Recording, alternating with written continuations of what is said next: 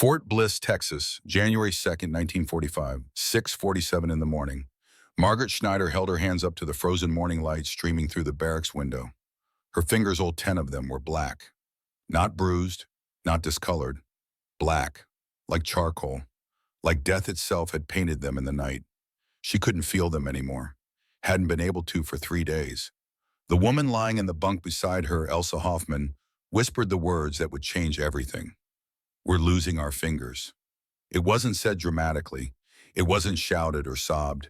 Just spoken quietly with the kind of disbelief that comes when you realize something terrible is happening and there's nothing you can do to stop it.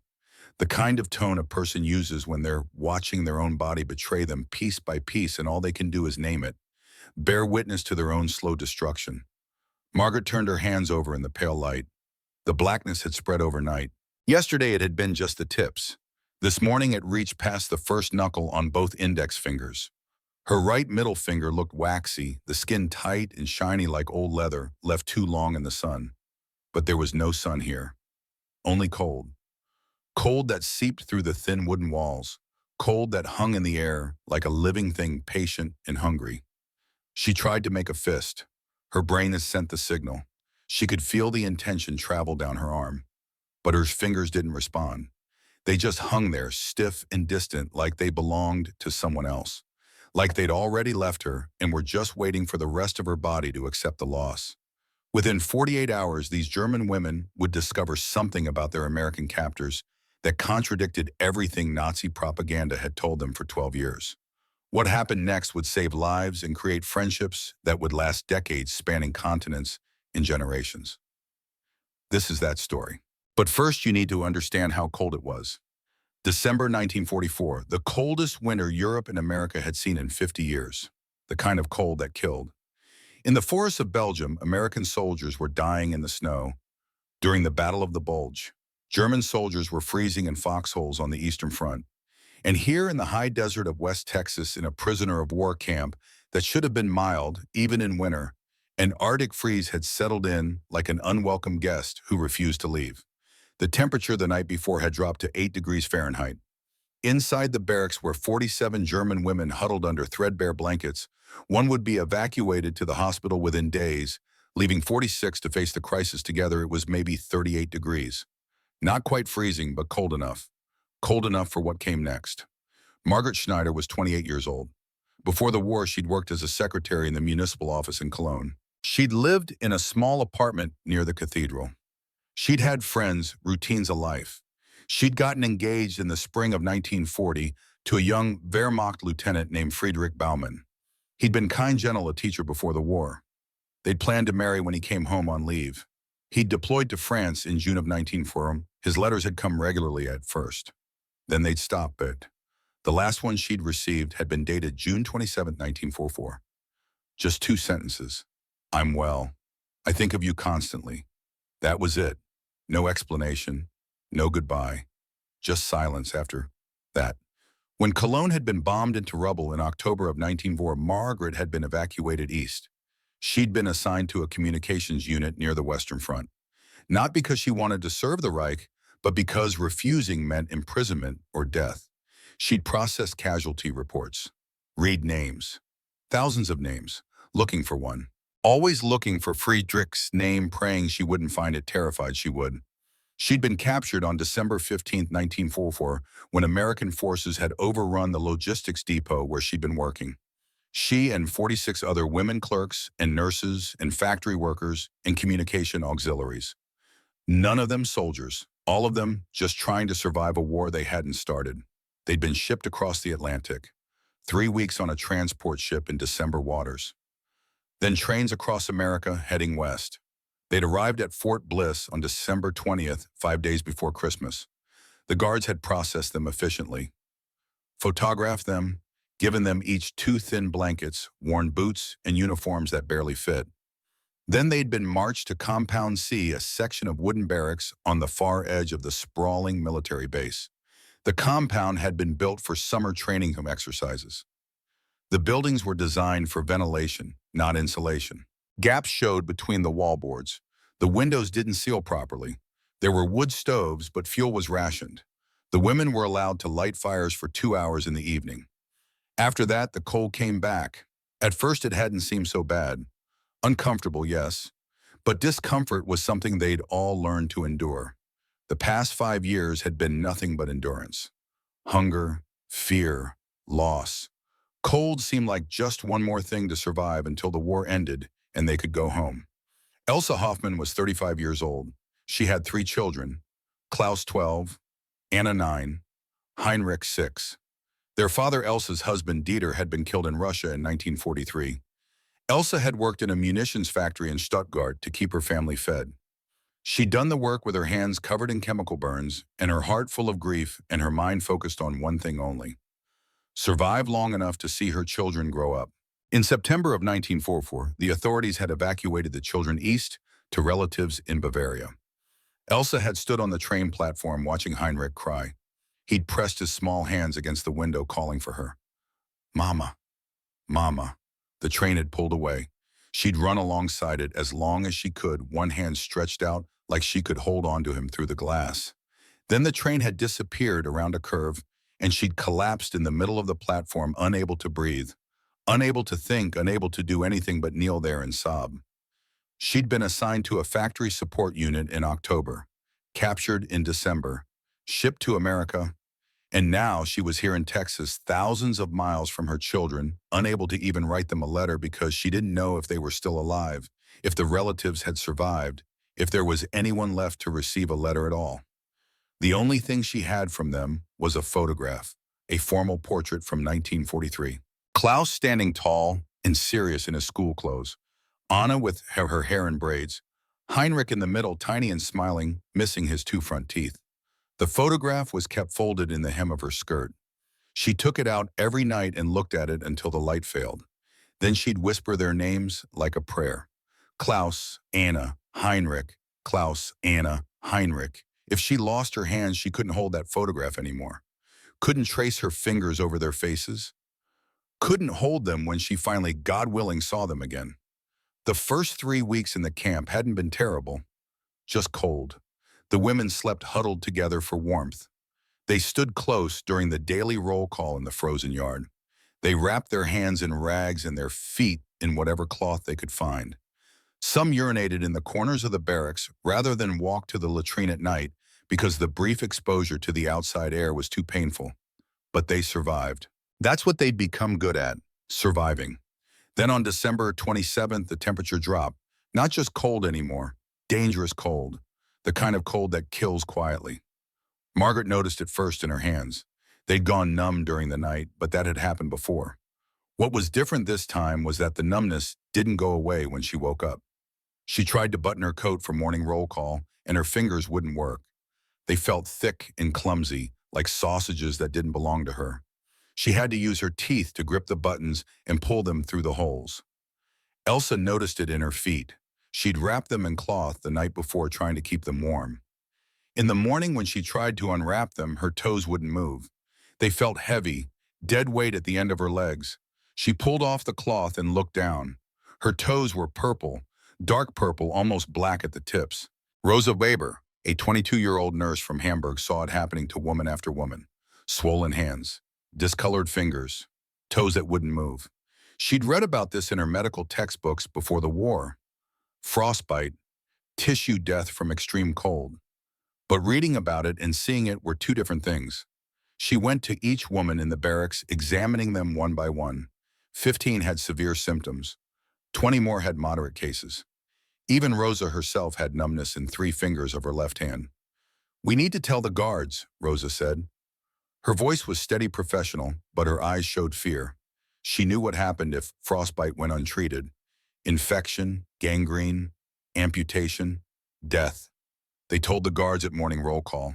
Margaret held up her hands, showed the swelling. The discoloration. Elsa removed her boot right there in the frozen yard, showed her purple toes. A dozen other women did the same. Staff Sergeant Robert Morrison, everyone called him Buck, looked at the women's hands and feet. He was 23 years old, a farm boy from Oklahoma. He'd grown up on a wheat farm during the Dust Bowl years. He'd seen hard times, seen people struggle, but he'd never dealt with prisoners of war before, never had to decide what was a real emergency and what was just complaining. "Everyone's cold, ma'am," he said to Margaret. His voice wasn't unkind, just matter of fact. "It's winter. You'll get used to it." But they weren't getting used to it. They were getting worse. By December 31st, New Year's Eve, half the women in Compound C couldn't hold a cup properly. A third couldn't walk without pain. Margaret tried to write a letter to the International Red Cross asking them to search for Friedrich. She managed 3 words before her hand cramped so badly she dropped the pencil. She picked it up, tried again. Got 2 more words written. The handwriting was illegible and shaky like a child's first attempt at cursive. She looked at what she'd written and started to cry. Not from cold, not from pain, but from the realization that she was losing the ability to do the one thing that might help her find the man she loved. Elsa sat on her bunk that night, staring at the photograph of her children. She tried to hold it with her right hand. Her fingers wouldn't grip. The photograph slipped and fell to the floor. She bent down to pick it up, tried again. It fell again. On the 3rd attempt, she managed to hold it by pressing it between her palms, using her whole hand like a clamp. She held it up to the dying light from the window and looked at Heinrich's face. "I can't remember your voice anymore," she whispered in German. "I can't remember what you sound like when you laugh." The barracks was silent except for the wind outside and the occasional cough or sob quickly stifled. No one marked the new year. No one said anything about 1945 or what it might bring. They were too cold, too scared, too focused on trying to keep their fingers, their toes, their lives. Rosa tried to help with her limited medical knowledge. She told women to elevate their affected limbs, gently massage to improve circulation. Keep moving, keep the blood flowing. But she knew, even as she gave the advice, that it wasn't enough. What they needed was real medical care. What they needed was warmth, proper clothing, immediate intervention. What they got was more cold. January 2nd dawned clear and bitter. The sun rose over the Franklin Mountains to the east, painting the desert sky orange and pink and gold. Beautiful, indifferent to suffering. The temperature was 9 degrees. The women lined up for roll call in the frozen yard at 6:45 a.m. Their breath came out in clouds. Their feet crunched on the ice. Staff Sergeant Morrison walked down the line calling names from his roster. "Schneider Margaret." "Well, here," Margaret responded. "Here," her voice was hoarse from the cold. "Hoffman, Elsa." "Here." "Vogel, Clara." Silence. Morrison looked up from his clipboard. Clara Vogel was a 41-year-old telegraph operator from Hamburg. She'd been standing in the second row between 2 other women. Morrison could see her, their face gray eyes half closed. "Vogel, Clara," he repeated. Clara opened her mouth. "H," she started to say. Then her eyes rolled back. Her knees buckled. Not dramatically, not with a cry or a scream.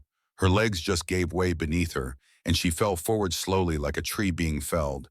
She hit the frozen ground face first. There was a sickening crack as her cheekbones struck the ice. Blood appeared on the white ground, bright red against the frost. For a moment, no one moved. Then everyone moved at once. Women broke formation, crowding around Clara.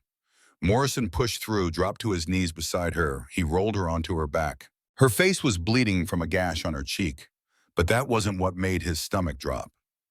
It was her eyes. They were open, staring up at nothing, conscious but not present. The look of someone whose body had given up. "Medic!" Morrison shouted, his voice cracked. "Someone get the medic!" He looked down at Clara's feet, still in their worn boots.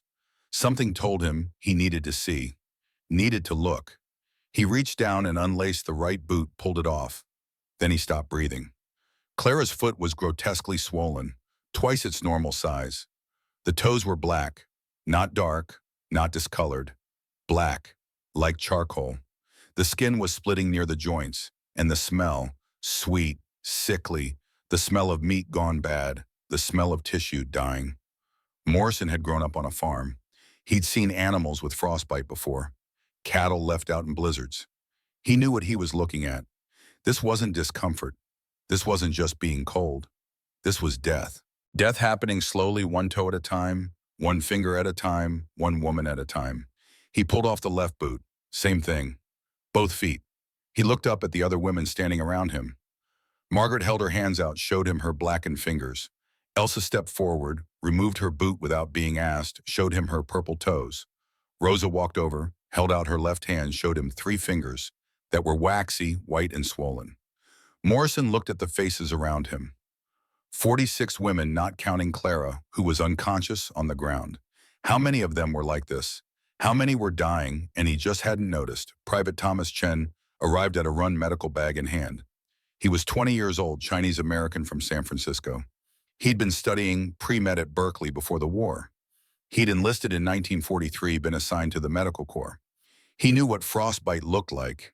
He'd studied it in textbooks. But seeing it in person, seeing it in this many people at once, was different. He knelt beside Clara, checked her pulse. Weak, thready. He checked her temperature with a hand to her forehead. Too cold. He looked at her feet, and his face went pale. "Sergeant," Chen said quietly. His voice was controlled, but Morrison could hear the fear underneath. "This is stage 3 frostbite, possibly early gangrene. She needs to be in a hospital. Right now." Morrison nodded. "Get a stretcher, get her to base medical." Chen gestured to the other women. "Sergeant, it's not just her. I need to examine all of them." For the next hour, while Clara was loaded onto a stretcher and taken away, Chen moved through the group. He checked hands, feet, skin, color circulation. He took notes on a pad that kept trying to freeze his pen. He pressed fingernails and watched how fast the blood returned. He tested sensation with a pin, noting who could feel it and who couldn't. Clara Vogel was already on her way to the base hospital. The remaining 46 women waited in the barracks, wondering if help would come in time.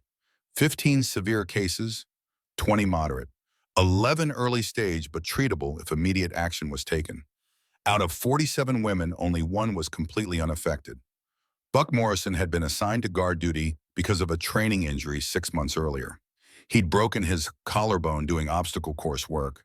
While it healed, they'd kept him stateside, given him prisoner oversight responsibilities.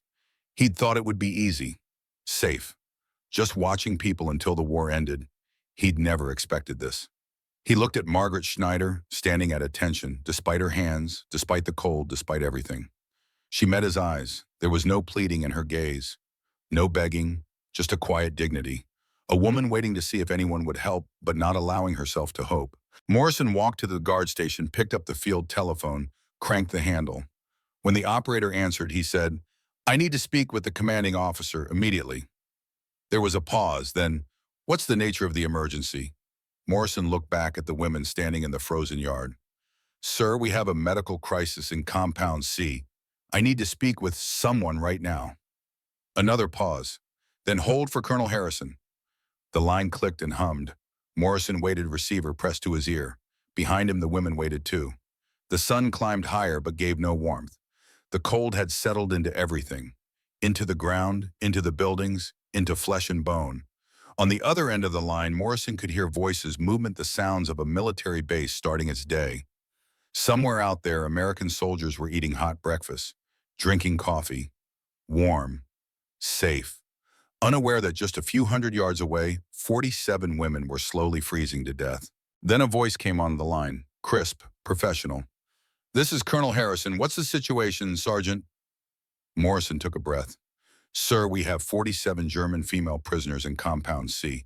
Multiple cases of severe frostbite. 1 woman collapsed this morning. Medical says she's got possible gangrene.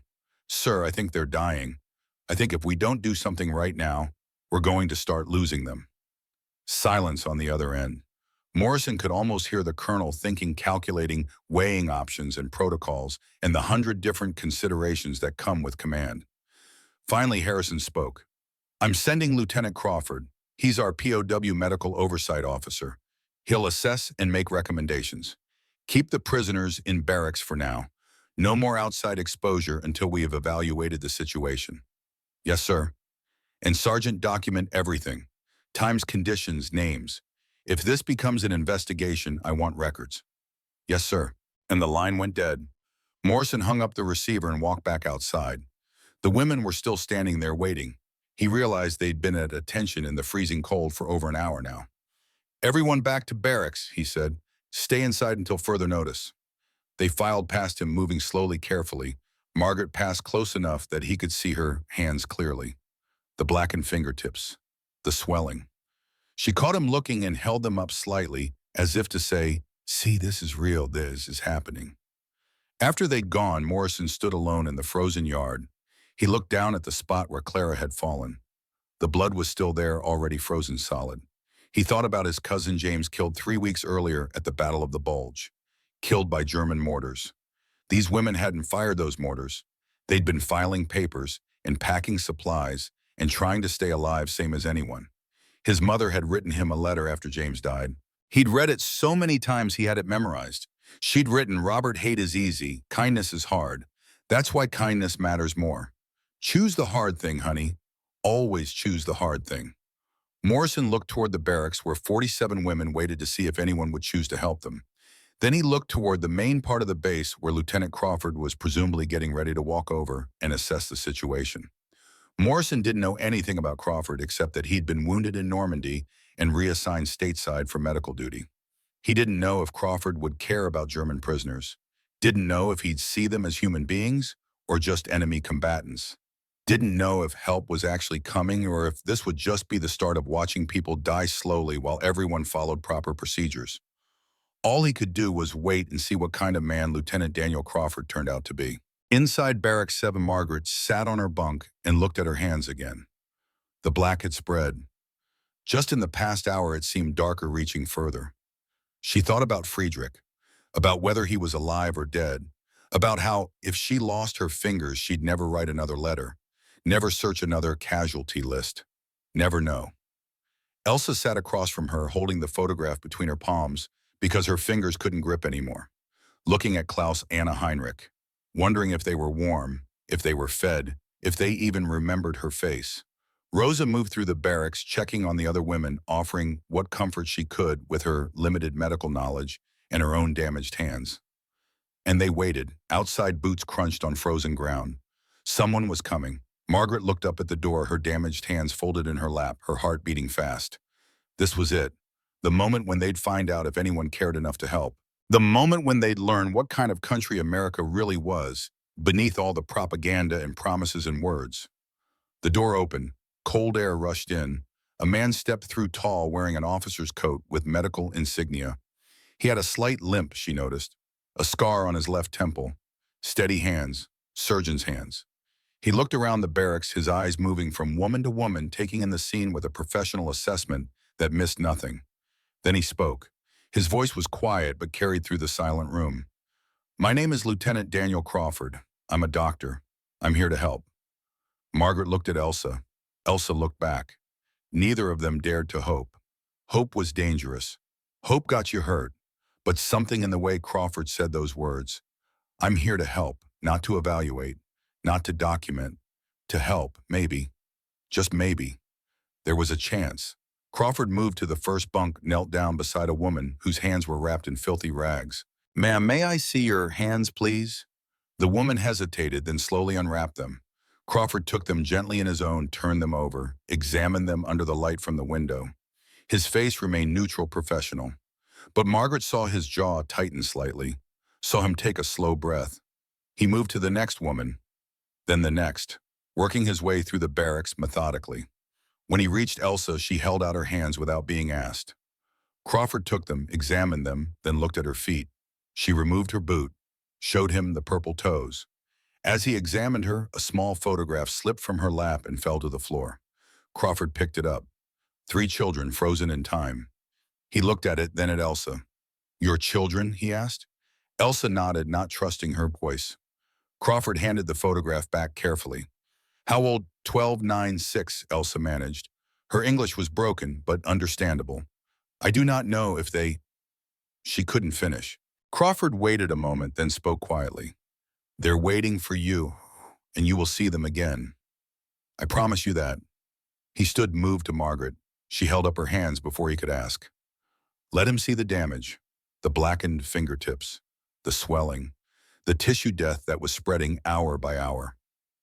Crawford examined her hands with the same careful attention he had given everyone else. When he finished, he looked into her eyes. "What's your name?" "Margaret Schneider." "What did you do before the war?" "Margaret, I was secretary in Cologne." "You wrote letters, typed reports?" "Yes." Crawford nodded slowly. "We're going to save your hands. I don't know if I can save every finger, But we're going to do everything possible. Do you understand? Margaret felt something break inside her chest. Not break in a bad way. Break like ice cracking on a spring river. Like something frozen finally starting to thaw. She nodded because she couldn't speak. Crawford stood, addressed the entire barracks. I'm going to be honest with you. Some of you have severe frostbite. Without intervention, you will lose fingers, toes, possibly hands and feet. Some of you might develop infections that could be fatal.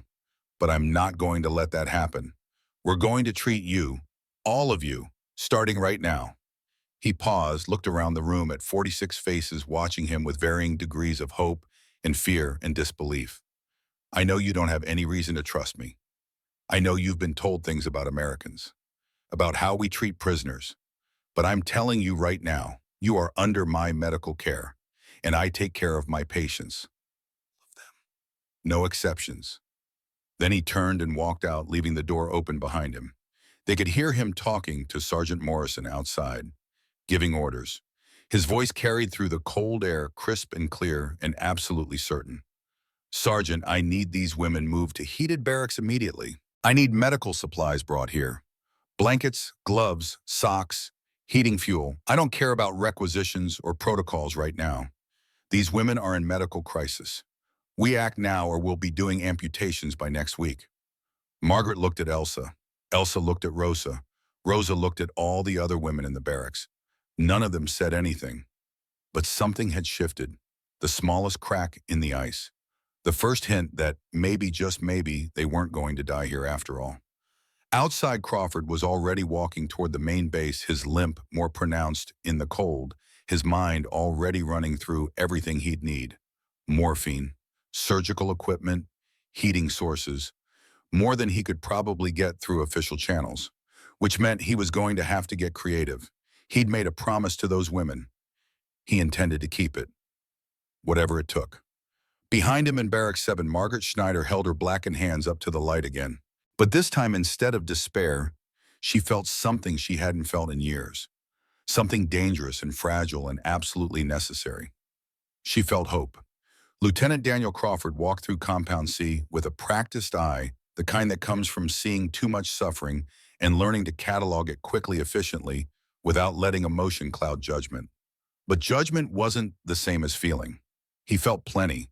He just knew how to keep working while he felt it. He'd been through all 46 women in Barrack 7 in under 2 hours.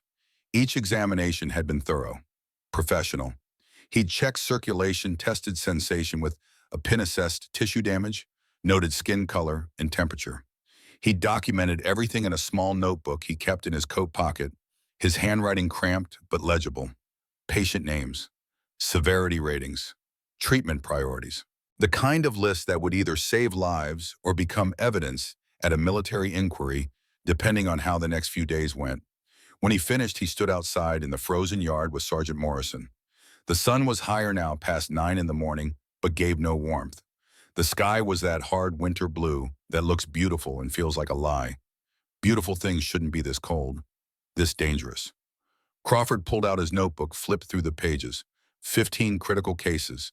Advanced tissue death, high amputation risk, possible systemic infection. Starting. 20 moderate cases. Circulation compromised, frostbite progression, active, requires immediate intervention. 11 early stage. Treatable with proper warming and monitoring. Morrison listened, his face drawn. He was young, Crawford thought. 23, 24 maybe. Farm boy by the look of him. Honest face. The kind of kid who'd enlisted believing in something and was now learning that belief and reality don't always match up clean. What do they need, sir? Morrison asked. Crawford looked at the barracks, then back at his notes. Everything we don't have. Heated structures, winter clothing, medical supplies, and time. We're already behind on treatment. Every hour that passes, tissue death progresses. Some of these women are going to lose digits no matter what we do now. But we can stop it from spreading. We can save hands, feet, lives, if we act immediately. I'll put in the requisitions, sir. Crawford shook his head. Requisitions take weeks. These women have days, maybe less. Morrison's face showed the conflict. He was military, followed orders.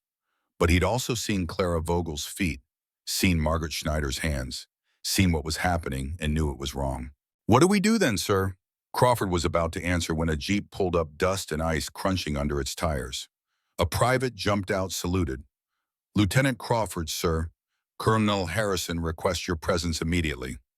Crawford nodded, closed his notebook. To Morrison, he said, "Keep them inside, keep them together. Body heat is the only warmth they have right now." He climbed into the jeep. As they drove toward the main base, he looked back at Compound C. The wooden barracks looked temporary even from here. Flimsy, the kind of structures you build when you're not planning on keeping people long. Except these women had been here 2 weeks already, in the coldest winter Texas had seen in memory, and they'd be here longer unless something changed. The jeep pulled up outside Colonel Harrison's office. Crawford got out, brushed frost from his coat, walked inside.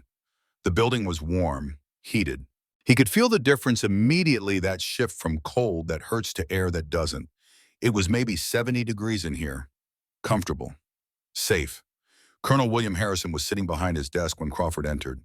He was 48 years old, career military, West Point class of 1920, 27 years of service, 2 years from retirement with full pension. His office was neat, organized, efficient, American flag in one corner. Photographs on the desk showing a wife, 2 grown sons in uniform somewhere overseas. A man with everything to lose. Crawford saluted. Harrison returned it, gestured to a chair. "Sit, Lieutenant. Tell me what we're dealing with." Crawford sat, pulled out his notebook again. He didn't need to reference it, but it helped to have something to hold. Something concrete. "Sir, we have a medical crisis. 46 women, varying stages of frostbite. 15 critical cases requiring immediate surgical evaluation. Without intervention, we're looking at multiple amputations, possible fatalities if infection develops." Harrison listened, his face neutral. When Crawford finished, he leaned back in his chair. "What's your recommendation?" "Immediate transfer of critical cases to base hospital. Heated barracks for all remaining prisoners. Emergency requisition for winter supplies. Blankets, clothing, heating fuel. Medical supplies, including morphine, surgical equipment, antiseptics." Harrison was quiet for a moment. Then he said something Crawford hadn't expected. "Lieutenant, this camp houses 400 German prisoners across multiple compounds. We have supply shortages affecting everyone. Winter gear has been diverted to combat units in Europe. Food is rationed. Medical supplies are limited. Every resource I allocate to one group means another group goes without." Crawford understood the math. He'd been doing similar calculations since Normandy. Who to treat first? Who could wait? Who was past saving? But this was different. This wasn't triage under fire. This was preventable suffering happening slowly while everyone had time to make decisions. "Sir, these women will lose limbs if we wait for standard requisition approval. That's a 2 to 3 week process." "I understand that, Lieutenant, but I have procedures to follow. Geneva Convention requires adequate care, which we're providing. Those barracks meet minimum standards for prisoner housing." Crawford felt heat rising in his chest, not anger exactly. Something colder, more focused. "Sir, with respect, Geneva Convention Article 15 specifies premises affording every guarantee of hygiene and healthfulness. That barracks is 38 degrees inside. The women are developing stage 3 frostbite. That's not adequate by any standard." Harrison's face tightened. "Lieutenant, I don't need a lecture on the Geneva Convention. I've been implementing it for 3 years. What I need is for you to submit proper documentation through proper channels. I'll file the requisition. It will be processed according to procedure. In 2 to 3 weeks? Yes. Sir, some of those women will be dead in 2 to 3 weeks." The words hung in the air between them. Harrison stood, walked to his window, looked out at the base. Fort Bliss stretched for miles, a small city of military personnel, prisoners, support staff. From up here, it all looked orderly, controlled. No hint of the crisis happening in one small corner of one compound. When Harrison spoke again, his voice was different, not angry, tired. "Lieutenant Crawford, do you know what happens if German prisoners die in my camp due to inadequate care? There's an investigation. Inspector General reviews every decision I've made for the past year. My command gets scrutinized. Reports go to Washington. Newspapers get wind of it. And 2 years before retirement, my career becomes a scandal. If Crawford understood then, Harrison wasn't cruel, he was afraid. Afraid of doing the wrong thing, afraid of breaking protocol, afraid of the consequences if something went wrong and his name was attached to it. Fear dressed up as a proper procedure. Sir, Crawford said carefully, with respect, we have two choices. Follow protocol and watch women die, or act now and deal with consequences later. That's easy for you to say, Lieutenant. You're young, early career. You can afford risks. I was at Normandy, sir, Omaha Beach. I took shrapnel on June 9th. Woke up in a field hospital with a Purple Heart and a decision to make. Stay in combat medicine or take a stateside assignment. I chose stateside because I thought I'd save more lives in the long run. But if I don't save these lives right now, what was the point? Harrison turned from the window. You're dismissed, Lieutenant. Submit your findings through proper channels. I'll expedite the requisition as much as possible. Crawford stood. He should have saluted and left. Should have followed orders. Should have done what he was told. Instead, he said, Sir, I'm going to document everything. Times, conditions, treatment, recommendations. If there's an investigation later, I'll testify that I acted within medical authority when standard protocols were insufficient to prevent imminent death. You can say I exceeded orders. You can say I went rogue. You can put it all on me. Harrison stared at him. That's career suicide, Lieutenant. That's my oath, sir. I'm a doctor first. You're also a soldier. Yes, sir, a soldier who took an oath to do no harm. Those women are my patients now. I'm responsible for them. Harrison's face was unreadable. Finally, he said, You're dismissed, Lieutenant, and you're now solely responsible for medical outcomes in Compound C. If anyone dies, that's on your record. If anyone loses limbs due to your decisions, that's on you. Understood? Understood, sir. Crawford saluted, turned, walked out. Behind him, Harrison sat back down at his desk and stared at the paperwork piled there. After a long moment, he pulled out a fresh requisition form and began to write. His handwriting was careful, precise. Under the section marked Reason for Request, he wrote Training Supplies for Cold Weather Medical Procedures. Under Urgency, he wrote Routine. It wasn't what Crawford wanted, but it was something. A small something that might make a difference if anyone bothered to look closely at the details. Crawford walked back to Compound C in the cold. His leg ached. The shrapnel wound always hurt more in winter. He'd been lucky, the doctor said. 3 inches to the right, and it would have hit the femoral artery. He'd have bled out on that French beach before anyone could reach him. Lucky. He thought about the women in Barrack 7. Thought about Margaret Schneider asking what he'd been before the war. A secretary, she'd said. Someone who worked with her hands. Someone whose entire life depended on the ability to write, type, communicate. And now her fingers were turning black, and there was nothing routine about the requisition that might save them. He thought about Elsa Hoffman and that photograph. 3 children waiting for their mother to come home. If she came home without hands, she could still hold them technically, but not the same way. Not the way a mother wants to hold her children. He thought about Private Eddie Martinez dying on Omaha Beach, holding Crawford's hand, asking him to tell his mother he tried. Crawford had sent that letter, had written it 3 times before he got the words right. Dear Mrs. Martinez, your son was brave. Your son didn't suffer. Your son thought of you at the end. All of it true, all of it insufficient. When he got back to compounds, Morrison was waiting. Sir, what did the colonel say? He said to follow proper procedure. Morrison's face fell. So we wait. Crawford looked at the barracks, then at Morrison. Really looked at him. Saw a young man who'd grown up, hard survived hard times, knew the difference between rules and right. No, Sergeant, we don't wait. We just have to be creative about how we help. Sir, I'm not sure I understand. Crawford smiled, but it wasn't a happy expression. Do you know anyone in supply who might be sympathetic to our situation? Morrison thought for a moment. There's Sergeant Herrera, Supply NCO, good man, from San Antonio. His father runs a restaurant there. Would he help us acquire damaged goods? Items scheduled for disposal.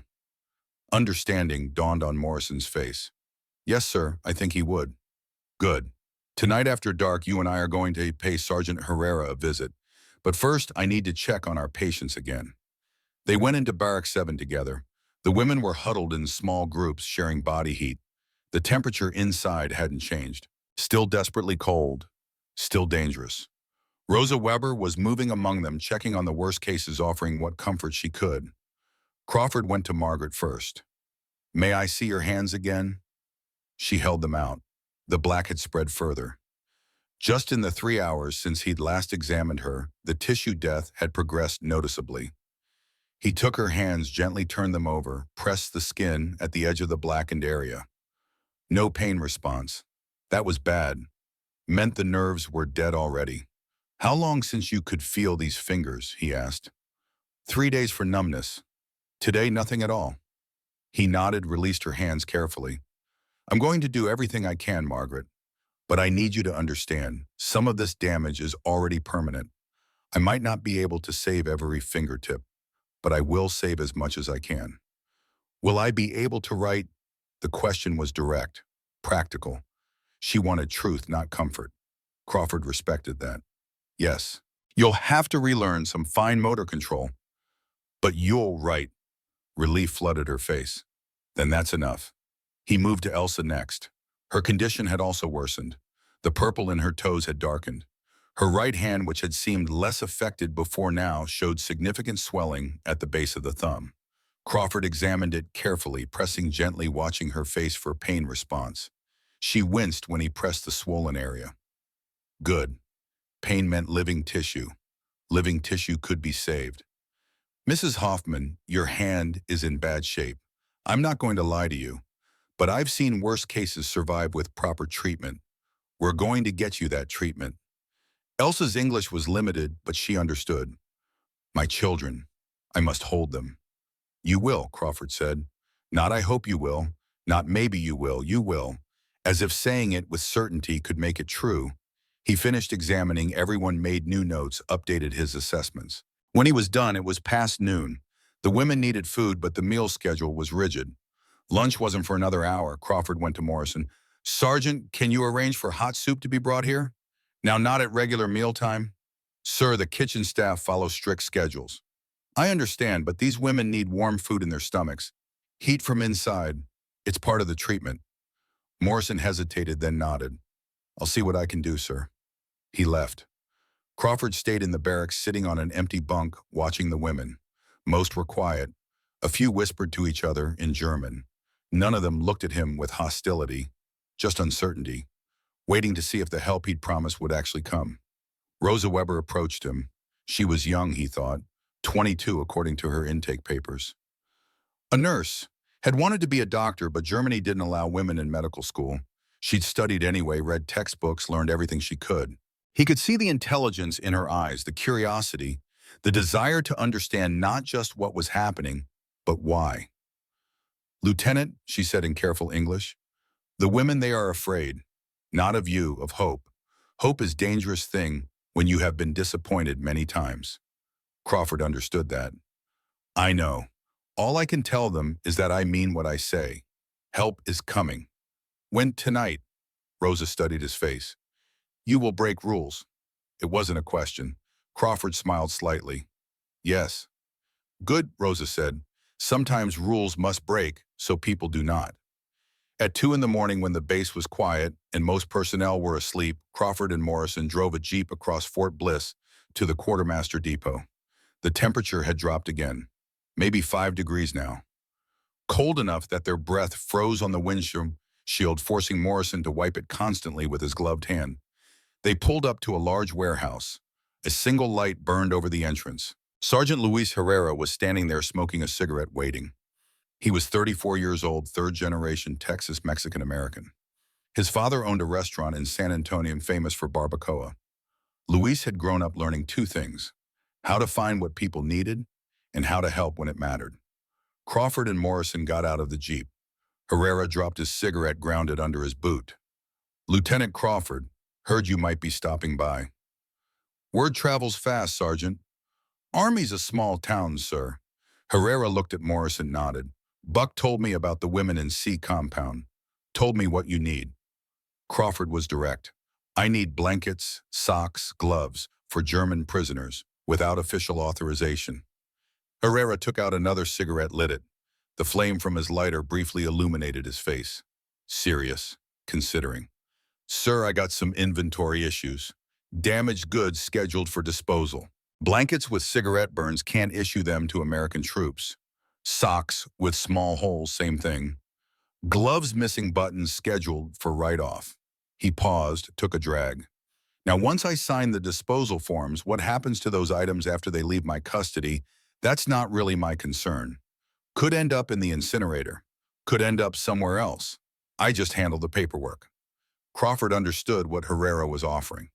Plausible deniability, a way to help without officially breaking regulations.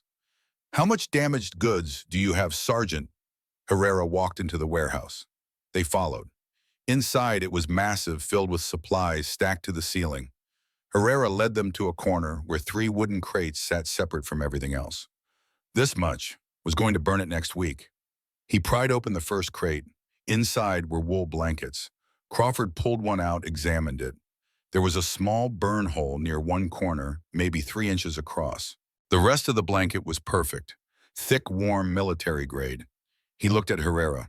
All of them like this. More or less, some holes, some stains, nothing that affects function, just appearance. Crawford opened the second crate. Socks, dozens of pairs. Most looked nearly new except for small darns at the heel or toe. The third crate held gloves, mismatched, missing buttons, but functional. How much is here? Crawford asked. 60 blankets, 100 pairs of socks, 30 pairs of gloves. Herrera looked at him steadily. More than enough for 46 women. Crawford felt something release in his chest. Not relief exactly. Relief would come when the women were actually warm. But possibility. The first real possibility since he'd walked into that frozen barracks. Sergeant Herrera, if anyone asks, where did we get these supplies? I don't know, sir. Must have found them lying around. Happens sometimes. Things get misplaced in a facility this size. But Crawford extended his hand. Herrera shook it. Thank you, Sergeant. My father taught me something, Herrera said quietly. He said you can't control what the world gives you. You can only control what you give back. Those women didn't start this war. They're just trying to survive it, same as anyone. They loaded the crates into the Jeep. It took all 3 of them, the wood heavy, the contents heavier. When they finished, Herrera handed Crawford one more item, a large thermos. Coffee from the NCO mess. Made it myself, strong hot. Tell them it's Texas style. Crawford took the thermos. I don't know how to thank you. Don't thank me, sir. Just help them. That's thanks enough. They drove back to Compound C in the dark. Morrison was quiet, processing what they'd just done. Not exactly breaking regulations, but bending them, using loopholes, operating in that gray area between orders and conscience.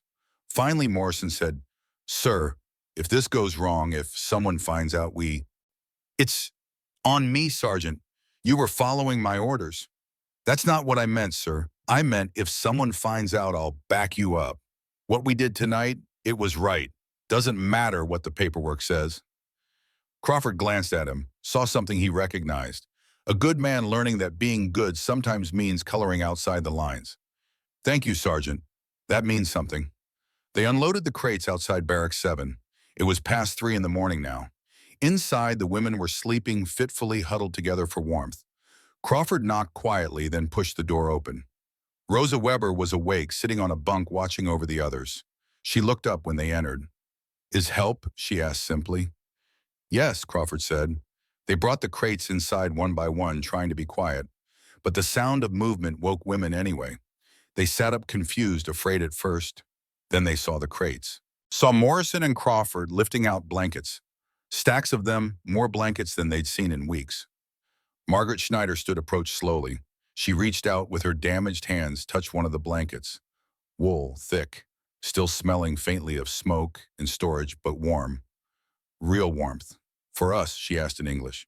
For you, Crawford confirmed. They distributed the blankets one by one.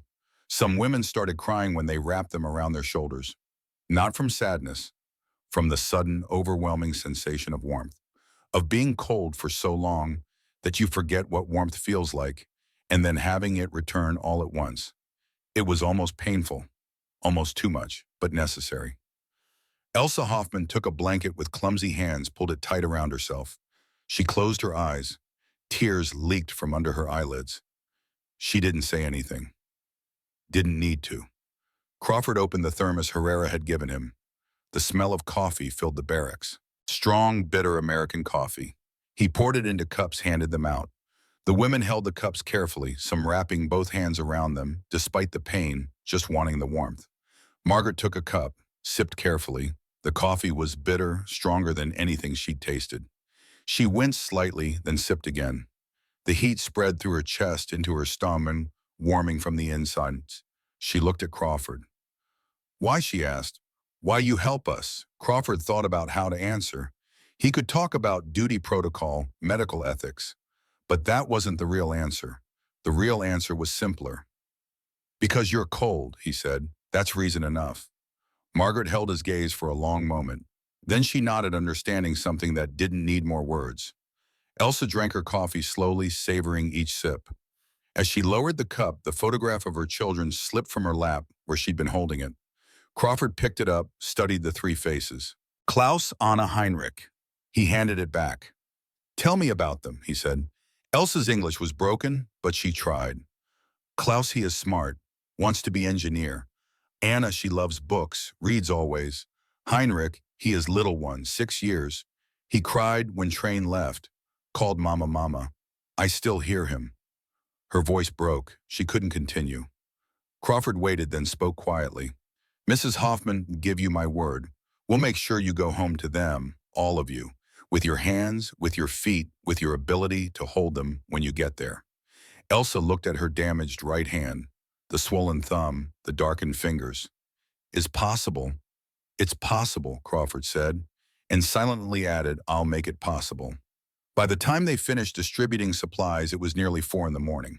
The women were wrapped in blankets, wearing extra socks, some with gloves on, despite the awkwardness of their damaged fingers. The barracks was still cold, still inadequate, but it was better, measurably better. Crawford stood at the door, looking back at the women. Most were lying down now, wrapped in wool, sleeping more peacefully than they had in weeks. Rosa Weber approached him. "Thank you," she said simply. "Don't thank me yet. This is just the beginning. We still have a long way to go." "But is beginning, that is something." Crawford nodded, stepped outside with Morrison. They stood in the frozen yard, breath fogging. Morrison looked exhausted. Crawford probably looked worse. "Sir," Morrison said, "what happens when Colonel Harrison finds out what we did?" "I don't know, but it won't change anything. Those women needed help tonight. We gave it to them, and tomorrow we'll figure out the next step." Morrison was quiet for a moment. Then he said, "My cousin James died 3 weeks ago. Battle of the Bulge, German mortar fire." Crawford waited, letting him talk. "I should hate them, the Germans. James was good. Had a girl back home, was going to marry her after the war. Now he's dead and she's alone, and it's because of them." Morrison gestured toward the barracks. "Because of people like them." "But you don't hate them," Crawford said. "No, sir, I tried. Can't do it. They're just people. Cold, scared people. My mother wrote me after James died. She said hate is easy, but kindness is hard. Said that's why kindness matters more." He looked at Crawford. "You think she's right?" Crawford thought about Normandy, thought about treating German wounded alongside American wounded, thought about how blood looks the same no matter whose body it comes from, thought about Eddie Martinez asking him to write to his mother and how Crawford had promised he would, and how keeping that promise hadn't brought Eddie back but had mattered anyway. "Yes, Sergeant, I think she's right." They stood there a moment longer. Then Crawford said, "Get some sleep. Tomorrow we have work to do." Morrison headed to the guard barracks. Crawford walked toward his own quarters but stopped halfway, turned back toward Compound C. He could see Barrack 7 from here, a single small light burning in one window. Inside, 46 women were sleeping under blankets that technically didn't exist, wearing socks that had supposedly been destroyed, wrapped in warmth that had come from the gray areas between regulations and human decency. It wasn't enough. Not yet. They still needed heated barracks medical supplies, proper treatment. But it was something, a start, proof that help could come even when procedures said it shouldn't. Crawford touched the pocket where he kept his notebook. Tomorrow he'd have to face Harrison again. Have to justify tonight's actions or dance around them. have to figure out how to get the rest of what these women needed. But tonight, for the first time since he'd walked into that frozen barracks, he felt like maybe he could keep his promise. Maybe he could save hands and lives and futures. Maybe mercy could win over protocol. Maybe. Inside Barrack 7, Margaret Schneider lay wrapped in a thick wool blanket, her blackened fingers tucked against her chest. The blanket still smelled faintly of cigarette smoke and something else, something American, something foreign, but not unwelcoming. She thought about Lieutenant Crawford's face when he had examined her hands, thought about how he'd promised she'd write again, thought about Friedrich out there somewhere alive or dead, and how she'd find out one way or another if her fingers could heal enough to keep searching. Elsa Hoffman held the photograph of her children between her palms, the new gloves making it awkward but not impossible. She stared at Heinrich's face in the dim light. 6 years old in the picture. 7 now. Would he even recognize her? Would he remember her? She closed her eyes, whispered their names one more time. Klaus, Anna, Heinrich. A prayer and a promise both. Rosa Weber sat awake on her bunk, thinking about how Lieutenant Crawford had examined each woman with the same care, the same attention. How he'd listened when she'd explained medical details. How he'd said she'd be welcome in American medical schools after the war. She thought about what that would mean. To be a real doctor. To learn surgery treatment, everything she'd only read about in secret. To hold a scalpel instead of just watching others hold it. Outside, the temperature kept dropping. But inside Barrack 7, wrapped in stolen blankets in unexpected mercy, 46 women slept a little warmer, a little safer, a little more human. And in the main part of the base, Colonel Harrison sat at his desk looking at a requisition form he'd filled out. Under reason for request, he'd written training supplies for cold weather medical procedures. Under priority level, he'd marked elevated but not emergency. A compromise. A way of helping without making it obvious he was helping. He signed the form, dated it, placed it in his outbox. Then he pulled out a second form, a blank one, and started writing again. This time, under reason for request, he wrote medical equipment for field hospital exercises. He was covering bases, creating paper trails that would protect Crawford if questions were asked later. Harrison wasn't a cruel man. He'd just been afraid. But fear and cruelty sometimes look the same from the outside. He was trying in his own way to make sure that when history judged what happened in Compound C, the judgment wouldn't be too harsh. Outside his window, the Texas night was vast and dark and cold. Somewhere in that darkness, women were sleeping under blankets that shouldn't exist. And somewhere in that same darkness, a lieutenant with a limp and a Purple Heart was planning his next move, figuring out how to save hands, save lives, save the future from the past's mistakes. The war wasn't over yet. Winter wasn't over yet. The hardest part was still coming. But for now, for tonight, mercy had won a small victory. And sometimes Crawford thought as he finally reached his quarters and lay down on his bunk, sometimes small victories are all you get. Sometimes small victories are enough. Tomorrow would bring new challenges. Tomorrow he'd have to find morphine surgical supplies, heated barracks.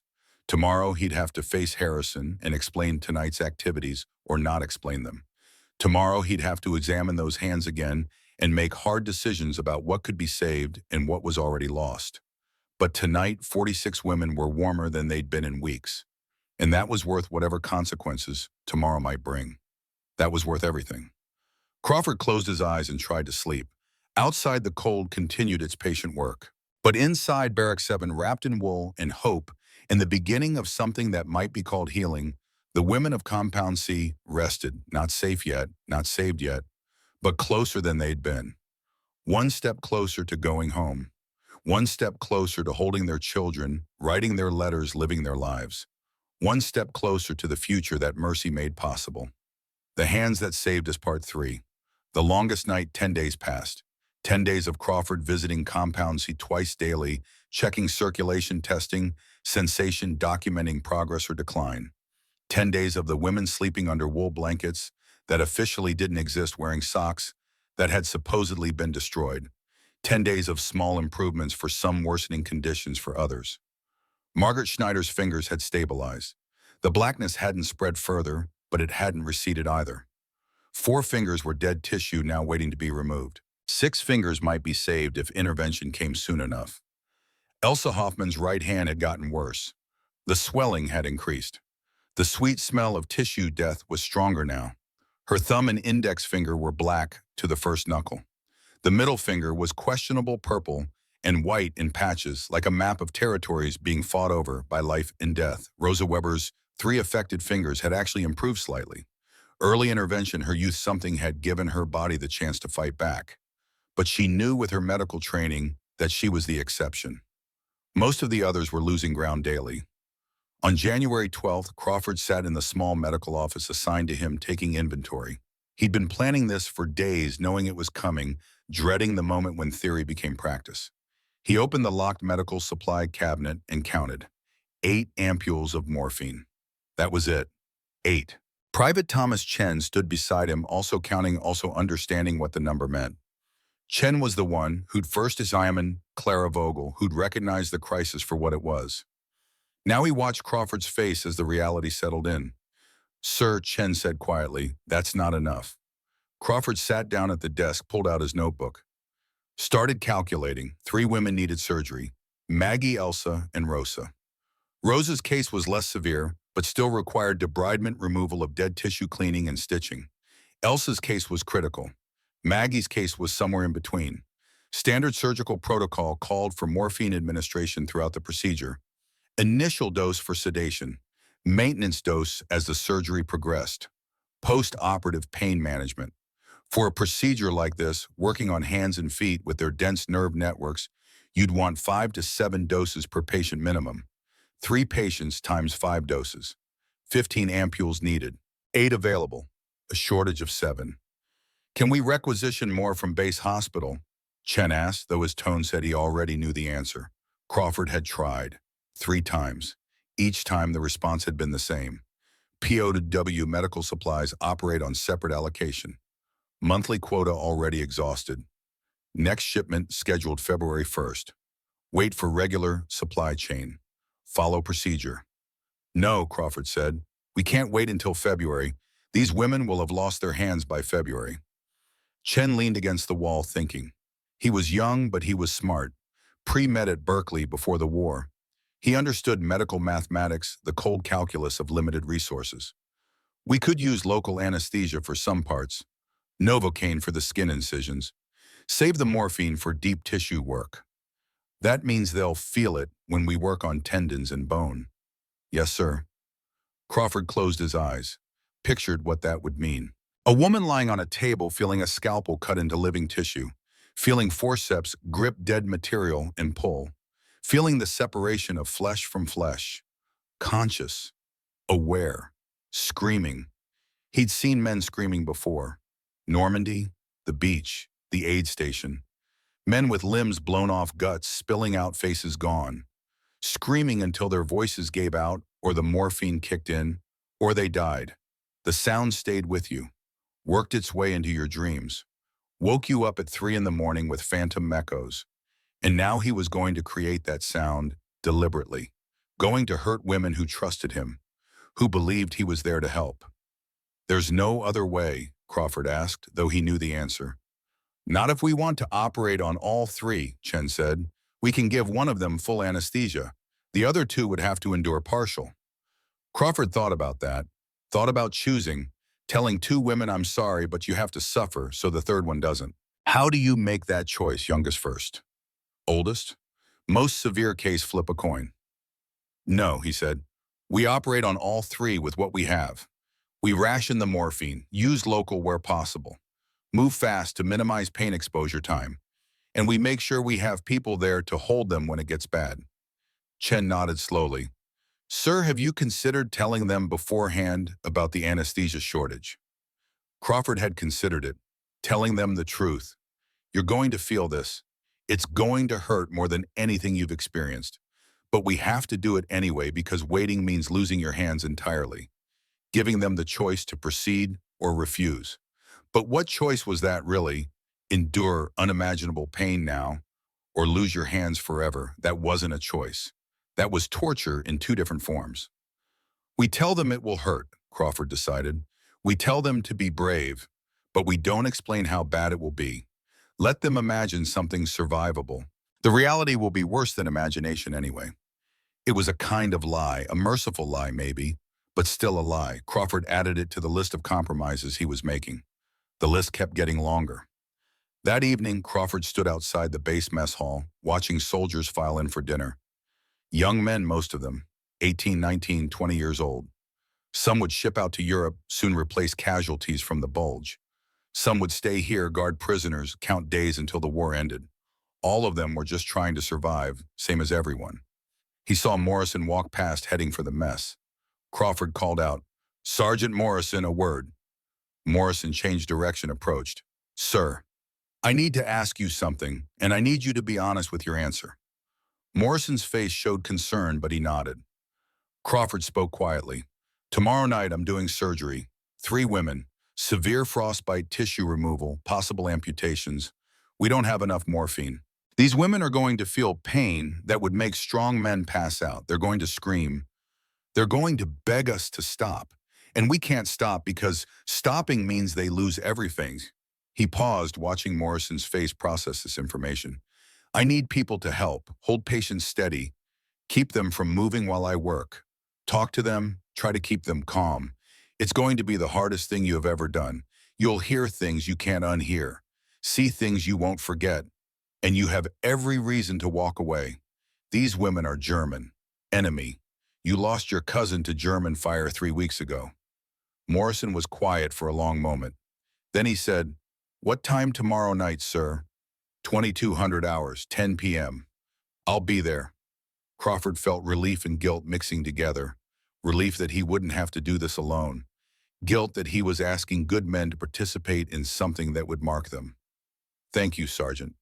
"Sir, you don't need to thank me. It's the right thing to do. That's enough."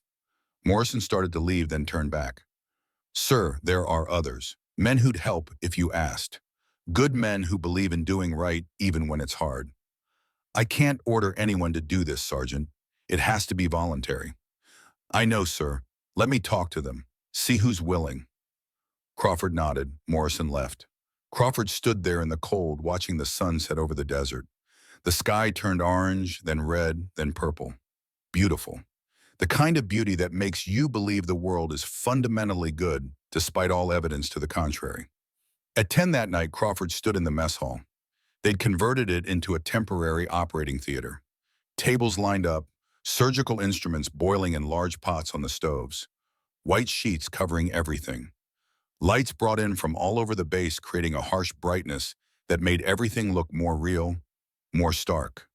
Private Chen was there preparing equipment, counting morphine doses again, even though the number wouldn't change. Setting up IV stands, mixing saline solutions, organizing scalpels and forceps and clamps by size. Crawford heard boots on the wooden floor behind him. He turned. Buck Morrison stood in the doorway, but he wasn't alone. Behind him stood 7 more men. Some Crawford recognized, some he didn't, but all of them had the same expression. Serious, determined, maybe a little scared, but here anyway. Morrison stepped forward. "Sir, I brought volunteers." Crawford looked at the faces, young men, soldiers, Americans who had every reason to hate Germans and were choosing mercy instead. Morrison gestured to each man as he introduced them. "Corporal Jimmy Martinez, El Paso. His father's a veterinarian. Jimmy's helped with difficult animal births, says he can handle blood and screaming." Martinez nodded. He was 19, Crawford thought, maybe 20. Lanky kid with steady hands. "Private First Class Dennis O'Brien, Boston. Lost his brother at the bulge 3 weeks ago. Dennis says his brother would want him to do this." O'Brien was pale red-haired, looked like he should be in high school, not the Army. His eyes were old, though. Grief makes you old fast. "Private Samuel Washington, Alabama. Farmer's son. Says he's seen hard things and he can see more if it helps." Washington was maybe 24, 25. Dark skin, strong build, quiet presence. The kind of man who worked hard and didn't complain. "Corporal Frank Kowalski, Chicago. Factory worker before the war. Says his mother would be ashamed if he didn't help when people were suffering." Kowalski was stocky, thick arms, probably loaded trucks or worked an assembly line. Hands like hammers, but gentle eyes. "Private David Chen, San Francisco. Thomas's cousin. Says family looks out for family, and right now those women are his family." David looked like a younger version of Thomas. Same intelligent eyes, same careful way of moving. Pre-med also, Crawford guessed. Sergeant Luis Herrera San Antonio. You know him already, sir. Herrera nodded at Crawford, the man who had provided the blankets, here again to help however he could. And Private Joseph Brennan, rancher's son from outside Austin, says his daddy taught him that strength means protecting folks weaker than you, not hurting them. Brennan was tall, sunburned even in winter, probably spent his whole life outdoors. Quiet type, but solid. Crawford looked at these 8 men, 8 Americans, 8 soldiers who could have said no and been completely justified, who could have walked away and no one would have blamed them, who chose to be here instead. Gentlemen, Crawford said, and his voice was rougher than he intended, I need to be very clear about what you're volunteering for. These women don't have enough anesthesia. When I cut in a living tissue, they're going to feel it. They're going to scream. They're going to thrash. They're going to cry out in German, begging us to stop. And we can't stop. We have to keep working or they lose their hands forever. He paused, making sure they understood. You'll be holding them down, restraining them while they're in agony. It goes against every instinct. You'll want to let go, want to make it stop, but you can't. You have to hold steady, keep them still. Talk to them, try to give them something to focus on besides the pain. And afterward, you'll remember their screams for the rest of your lives. You'll hear them when you try to sleep. You'll hear them years from now. The men were quiet. Crawford saw some of them swallow hard, saw uncertainty flicker across faces, but no one left. Martinez spoke first. Sir, how bad they scream doesn't change whether they need help. They need help. We're here to give it. O'Brien added, my brother died 3 weeks ago, killed by German mortars. I should hate these women, but I can't. Because if Danny was here, he'd help them. He was like that. Kind, even when it was hard. So I'll do it for him. Washington said simply, I've picked cotton till my hands bled, sir. I can handle some blood that ain't mine. One by one, the others nodded agreement. Herrera said, better we remember their screams than their graves. Crawford felt something break open in his chest, not break bad, break like dawn breaks, like something hard and frozen cracking to let warmth through. Thank you, he said, all of you. What you're doing tonight, this is what it means to be human. This is what it means to be American. Not the flag or the anthem or the slogans. This, choosing mercy when vengeance would be easier. He cleared his throat, back to business. Wash your hands. Scrub to the elbows. Use the hottest water you can stand. Then scrub again. We have 3 patients. Maggie Schneider goes first. She's volunteered. Then Elsa Hoffman. Then Rosa Weber. Each surgery will take between 2 and 3 hours. We'll work through the night. Take positions around the tables. 2 men per patient to hold shoulders. 1 for each arm if we need it. The men moved to the wash stations. Crawford watched them scrub, saw the care they took. Good men, the kind you read about in history books and wonder if they really existed. But they did exist. They were here, scrubbing their hands in a Texas mess hall at 10 at night, preparing to hold German women during surgery, choosing the hard right over the easy wrong. At 2300 hours, they brought Maggie in. She walked between Morrison and Chen, her bandaged hands held carefully in front of her. She wore a clean hospital gown someone had found. Her hair was pulled back. Her face was pale but composed. They told her what would happen, not how much it would hurt, but that there would be pain, that they had some anesthesia but not enough, that she needed to be brave. She'd listened, asked one question. After I can write, yes, Crawford had promised. That was enough for her. Now she lay on the table, white sheet beneath her. Her hands were extended on small boards, fingers splayed. Crawford stood beside her, Chen on the other side. Martinez and Washington at her shoulders. Morrison holding her left hand, the one that was less damaged. Crawford looked down at Maggie. I'm going to inject local anesthetic first. You'll feel sticks, then burning, then numbness. But the numbness won't reach deep tissue. When I work on tendons, you'll feel it. Can you be brave? Maggie's voice was steady. Lieutenant Ice survived Cologne bombing, lived in rubble, searched bodies for food, searched casualty lists for 18 months looking for my fiancé. I can be brave for 3 more hours. Crawford nodded, almost smiled. Okay, let's begin. He injected Novocaine at the base of each affected finger. 10 injections. Maggie winced at each one, but didn't cry out. They waited 5 minutes for the numbness to set in. Crawford used the time to arrange his instruments. Scalpels, forceps, clamps, sutures, everything laid out in order within easy reach. Move fast, minimize pain exposure. Get in, remove what's dead, preserve. What's living, get out. The 5 minutes passed. Crawford tested sensation with the tip of a scalpel pressing gently against Maggie's fingertips. She didn't react. Good. The surface was numb, but underneath the nerves were still alive. Here we go, Crawford said quietly. He made the first incision. Right index finger, lateral approach. The scalpel was sharp, the cut clean. Dead tissue parted easily, no bleeding because the tissue was already dead. Black, leathery, like cutting through old boot leather. Maggie breathed fast but steady, eyes closed. Martinez and Washington held her shoulders gently but firmly, ready to apply pressure if needed. Crawford worked quickly, removing the dead skin, the dead fat beneath. The blackness went deeper than he'd hoped. He kept cutting, kept removing, working down to living tissue. When he reached it, he saw the color change. Gray to pink, dead to alive. The boundary between loss and salvation.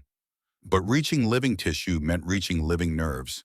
He had to work on the tendon now, had to remove the necrotic sheath, preserve the functioning core. The Novocaine didn't reach here. This would hurt. Maggie, he said quietly, this next part will hurt. I'm sorry. He cut into the tendon sheath. Maggie's screams split the air. High, piercing, the sound of something fundamental breaking. Her body arched off the table. Martinez and Washington leaned their weight on her shoulders, holding her down. Morrison gripped her good hand.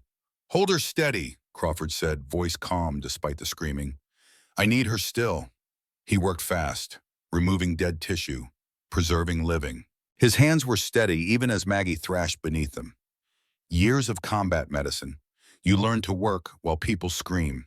You learn to keep your hands steady while the world falls apart around you. You learn or you quit. Crawford had never quit. Maggie was crying out in German now. Words Crawford didn't understand, but he heard the name. Friedrich, over and over, Friedrich. She wasn't calling for help, she was apologizing. Apologizing to a man who might be dead, apologizing for not finding him, apologizing for failing, apologizing for dying herself maybe. The apology of someone who'd carried guilt too long and was finally breaking under it. Chen wiped sweat from Crawford's forehead. Crawford didn't look up, didn't stop working.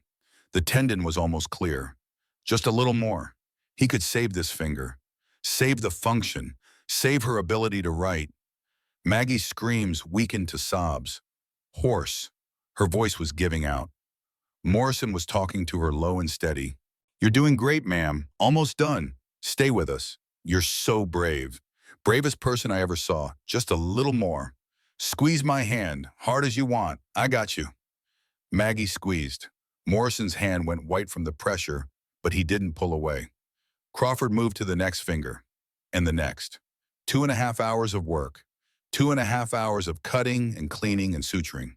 2.5 hours of Maggie's screams echoing in the mess hall, bouncing off walls, boring into the minds of 8 American soldiers who'd volunteered to witness this.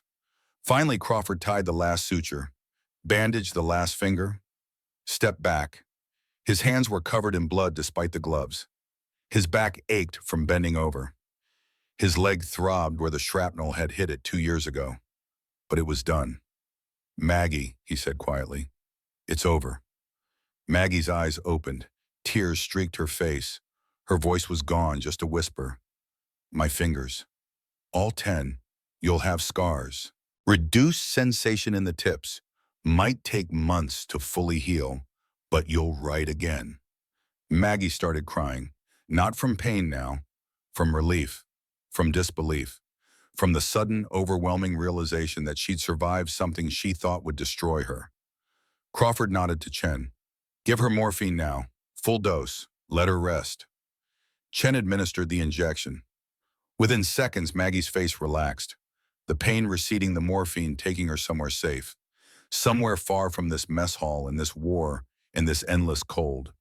They carried her to a cot against the wall, covered her with blankets, left her to sleep. Crawford looked at his remaining morphine supply. He'd used 2 doses for Maggie. 6 remaining. 2 patients left. The math was getting worse. He looked at the clock. 2:15 in the morning. He looked at the 8 soldiers standing around the room. Some looked shaken, some looked determined, all looked tired. But no one had left. No one had quit. "Take a break," Crawford said. "Drink coffee, eat something if you can. We start on Mrs. Hoffman in 30 minutes. The men moved to the coffee station Herrera had set up, poured cups, drank in silence. What was there to say? They just participated in something necessary and terrible. Saved a woman by hurting her. There were no words for that, just coffee and quiet and the knowledge that they had to do it again. Twice more. Crawford sat down at a table, head in his hands. Chen sat beside him. "Sir, you okay?" Crawford lifted his head. "No, but I will be, after we finish. Mrs. Hoffman's case is worse. I know. If the standard debridement doesn't work, we're looking at amputation. Thumb and index finger minimum. Maybe the whole hand." Crawford had been thinking about that, thinking about Elsa's photograph, her 3 children, about how she'd said she needed to hold them, needed both hands to hold all 3 at once. He'd been thinking about something else too. A technique he'd learned in Colorado, before Normandy, when he'd been training at Camp Hale for mountain warfare. They'd brought in instructors from Alaska, Inuit guides who knew more about surviving extreme cold than any textbook could teach. One of them had demonstrated a rewarming protocol for severe frostbite, immersion in precisely heated water. 104 degrees Fahrenheit. Exactly.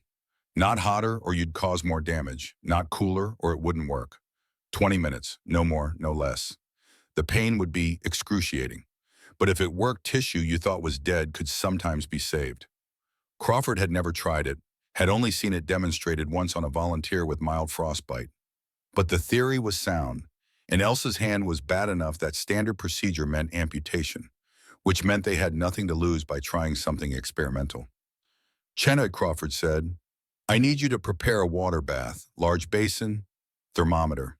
We need to maintain 104 degrees exactly for 20 minutes. Chen looked at him. "Sir, you're going to try the Alaskan protocol. You know about it. Read about it in a medical journal. Experimental, extremely painful, success rate uncertain. But possible.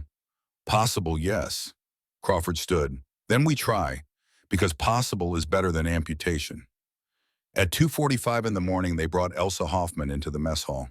She was trembling. Not from cold, from fear. She'd heard Maggie screaming. Everyone in Compound C had heard. Sound carried in the desert night, carried far. Rosa Weber had held Maggie afterwards, stroked her hair, whispered to her in German. Then Rosa had told Elsa what to expect, warned her, prepared her as much as anyone could be prepared for voluntary torture in the name of healing. Now Elsa lay on the table where Maggie had lain 3 hours earlier. The sheet beneath her was fresh, but the table wasn't. You couldn't wash away what had happened here. It was written in the air, in the faces of the men standing around, in the smell of blood and antiseptic and fear. Crawford stood beside her. "Mrs. Hoffman, I'm going to be honest with you. Your hand is in very bad condition. Standard procedure would be to amputate your thumb and index finger. Clean cuts, low infection risk. You'd keep your palm and 3 fingers. Could hold things, write awkwardly. Care for yourself." He paused, watching her face. "But I want to try something different, something experimental. It's called rapid rewarming. We immerse your hand in hot water for exactly 20 minutes. If it works, blood flow might restore to tissue we thought was dead. You might keep your whole hand, all 5 fingers." Elsa's eyes widened, hope and fear mixing together. "But," Crawford continued, "it's extremely painful, more painful than what Maggie just went through. And if it fails, if infection spreads during the rewarming, I'd have to remove more, possibly the entire hand." Silence. Elsa stared at her damaged hand, the thumb and index finger black to the first knuckle, the middle finger purple and questionable. Crawford waited. This had to be her choice. He couldn't make it for her. Finally, Elsa spoke. Her English was broken but clear. "My children, Klaus and Heinrich, I must hold them. Together. I cannot hold 3 children with this. She gestured at her damaged hand. Please, try it. Crawford nodded. Okay, we try. Chen brought the water basin, large steel basin, steam rising from the surface. Crawford tested the temperature with a thermometer. 104 degrees exactly. He'd have to maintain this temperature for 20 minutes. Too hot, and he'd cook living tissue. Too cool, and the protocol wouldn't work. He injected minimal Novocaine into Elsa's wrist, just enough to numb the initial immersion. He was saving every remaining bit of morphine for after. She'd need it more then.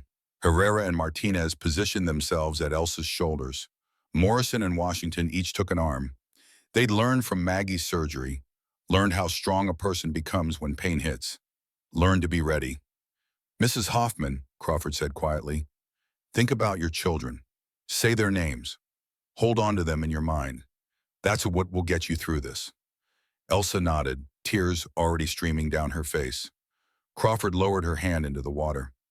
For the first 5 minutes, Elsa was silent, her eyes closed, her jaw clenched. The water was hot, but not unbearable, like a bath drawn too warm. Uncomfortable, but tolerable.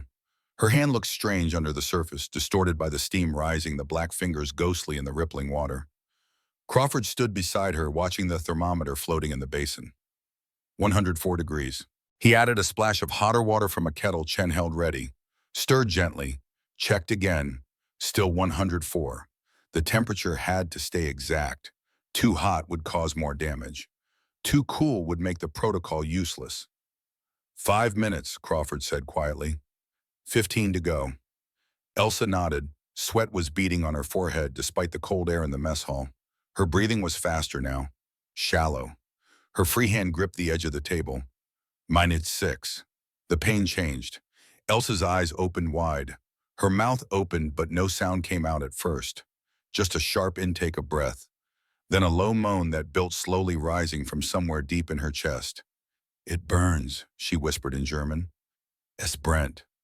Crawford didn't speak German, but he understood. That's the blood flow returning. That's good. That's what we want. But good didn't mean painless. Good meant nerve endings that had been numb for days were suddenly waking up all at once. Every nerve screaming its protest. Every cell that had been dying suddenly fighting to live. And that fight hurt more than dying ever had. Minute 7, Elsa started crying, not sobbing, just tears streaming down her face, steady and silent. Her body remained still, but every muscle was rigid, trembling. Martinez and Herrera at her shoulders felt the tension building. Stay with us, ma'am, Martinez said softly. You're doing great. Minute 8, the moaning got louder. Elsa tried to pull her hand out of the water, instinct. The body's desperate attempt to escape pain. Morrison and Washington held her arms steady, not rough but firm, keeping her hands submerged. I know it hurts, Crawford said, but we can't stop. If we stop now, the tissue will die again, and we'll have done this for nothing. You have to stay in the water. Minute 9. Elsa's moans became words. German words Crawford didn't understand. A stream of them, barely coherent, but he caught the names. Klaus, Anna, Heinrich. Klaus, Anna, Heinrich. Over and over like a prayer or a spell. Like if she said their names enough times, the pain would mean something. Would be worth something, minute 10. Halfway. The pain should have been leveling off, but it wasn't. It was getting worse.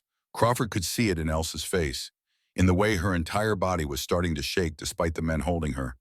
The nerve endings were fully awake now, sending signals that had been blocked for days. Pain signals, damage reports, every message screaming emergency, and Elsa's brain was receiving them all at once, overwhelmed, drowning in sensation. Minute 11. Elsa started screaming, not the way Maggie had screamed, not sudden and sharp. This was different. This was a long, drawn-out wail that sounded less than human. The sound an animal makes when caught in a trap.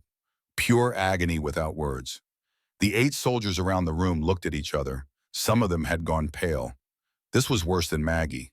This was sustained, unrelenting. And they were only halfway through. Hold her, or, Crawford said, his voice steady despite everything. Don't let her pull out. Elsa thrashed now, her body arching off the table, her arm trying to yank free. The men held on, Martinez whispered in Spanish. A prayer maybe, or just words. Anything to fill the space that Elsa's screaming occupied. Minute 12, Elsa was hyperventilating, breathing so fast she was going to pass out. Crawford nodded to Chen. Chen stepped forward with a cloth wiped Elsa's face, tried to get her to focus. Mrs. Hoffman, Elsa, look at me. Breathe slower. In through your nose, out through your mouth like this. But Elsa wasn't hearing him. She was somewhere beyond language now. Somewhere where only pain existed. A place with no words, no time, no anything except the sensation of her hand burning from the inside out. Minute 13. Crawford was watching the hand closely now, looking for signs. The purple was definitely fading. The mottled white patches were turning pink in places. Blood was flowing. Circulation was returning. It was working. But the cost. God, the cost. Bitte, Elsa screamed. Bitte aufhören. Please, please, stop. Crawford looked at Morrison. Morrison's eyes were wet. He was still holding Elsa's good hand, still whispering to her. Almost there, ma'am. You're so strong. Your children are waiting. Klaus is waiting. Anna is waiting. Heinrich is waiting. They need you. Just a little more. Minute 14. Elsa's screaming weakened, not because the pain was less, because her voice was giving out, her throat raw, her body exhausted. She was still making sounds, but they were hoarse now, broken. The screams of someone who had nothing left but couldn't stop. Crawford added more hot water, stirred, checked temperature. 104, always 104, precision mattered. Even while someone screamed, especially while someone screamed. Minute 15, 3/4 done. Elsa had stopped thrashing, not because she'd given up fighting, because she had no energy left to fight. She just lay there making sounds that barely qualified as human tears and sweat and saliva mixing on her face. 5 more minutes, Crawford said. You're going to make it. I can see the circulation returning. Your hand is coming back. Did Elsa hear him? He didn't know, but he kept talking anyway. Klaus will feel this hand on his shoulder. Anna will feel it brush her hair. Heinrich will feel it wipe his tears. This hand will hold them. All 3 of them. Because you didn't quit. Because you were brave enough to survive this. Minute 16. Elsa's eyes found Crawford's. In them, he saw something that would stay with him forever. Not hatred, not accusation, just a question. Why does saving hurt more than dying? Crawford had no answer. He just held her gaze and kept his hand on the edge of the basin, maintaining the temperature, counting the seconds, bearing witness to what mercy sometimes costs. Minute 17. The change was visible now. Anyone looking could see it. The black tissue at the fingertips was still black. That tissue was dead and would always be dead. But the purple around it was pink now. Healthy pink.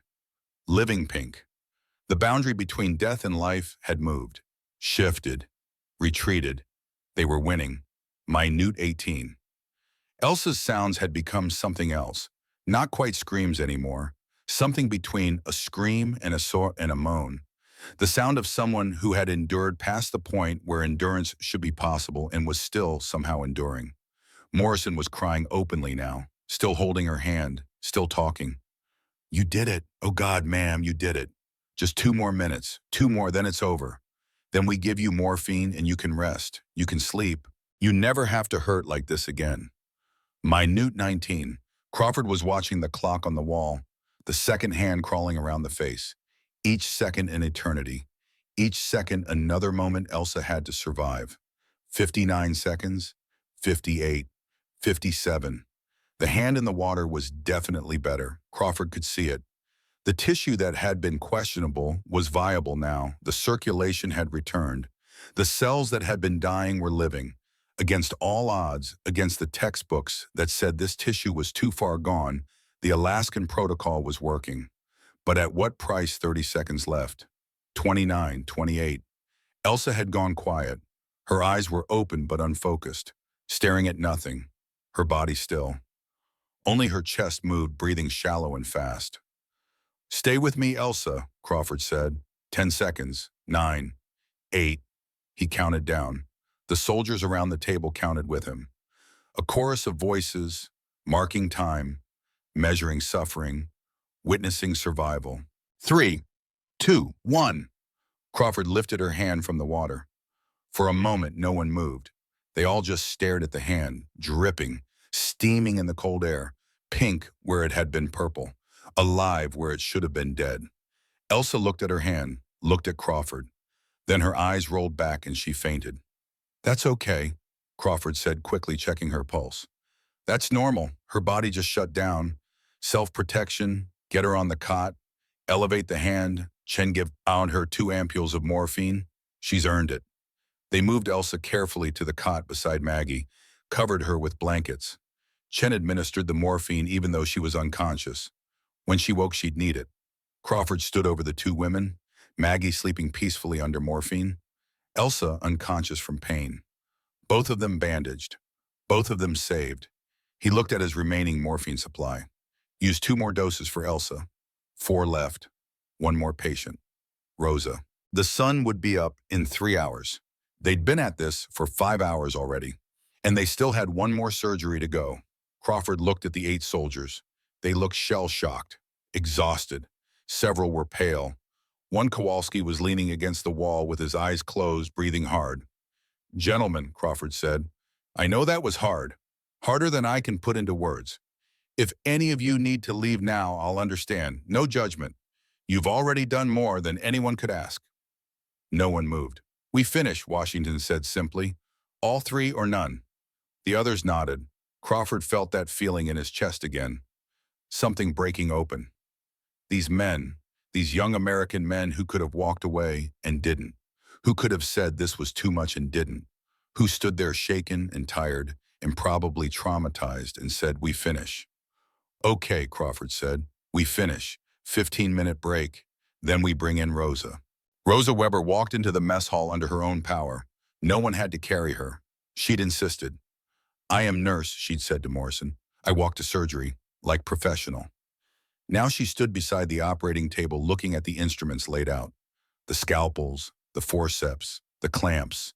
Her eyes were bright with curiosity despite the fear underneath. "You watch Maggie?" Crawford asked. "Yes, and Elsa. I heard everything." "And you still want to proceed?" Rosa looked at him steadily. "I want to be doctor. Real doctor. Not just nurse. To be doctor, I must understand surgery. This is my chance to learn." Crawford studied her. 22 years old. Brilliant.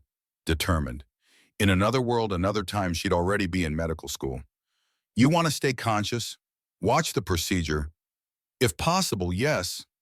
Crawford glanced at Chen. Chen shrugged. "Her case is less severe. Left foot, 2 fingers, right hand. If we use the 4 remaining morphine doses carefully, we can keep her comfortable and conscious." "All right," Crawford said. "But Rosa, if it's too much, if you need me to stop, you tell me." "I will not need you to stop." They positioned her on the table. Rosa refused to be held down. "I will not move. I promise. I want to see." Crawford began with her right hand. 2 fingers affected. Ring and pinky. Black at the tips, but not as deep as Maggie's had been. He explained each step as he worked. "I'm making a lateral incision here. See how I angle the blade. This preserves the nerve bundle running along the side of the finger. Even though the tissue is dead, the nerves underneath might be viable." Rosa watched, wincing occasionally but never looking away. "The debridement you are removing in layers. This prevents shock to surrounding tissue." "Exactly." Crawford cut away dead skin, dead fat, working down to the tendon level. "The tendon sheath is partially necrotic here. See how it's gray instead of white? That's dead tissue.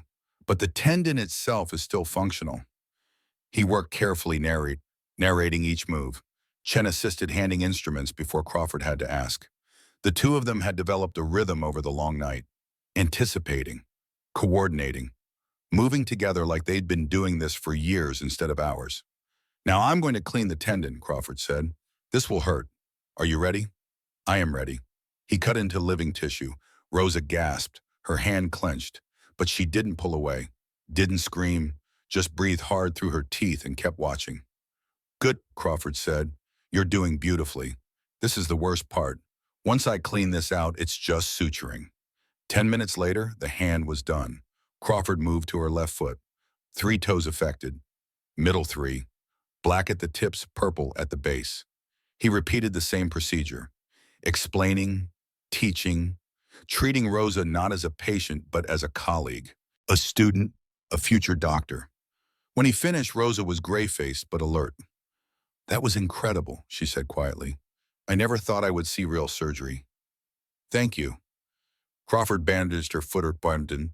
"Rosa, after the war, if you want to study medicine, come to America. Write to me. I'll help you get into a program." "You would do that for German woman." "I'd do it for anyone with your intelligence and dedication. Medicine needs good doctors. Doesn't matter where they're from."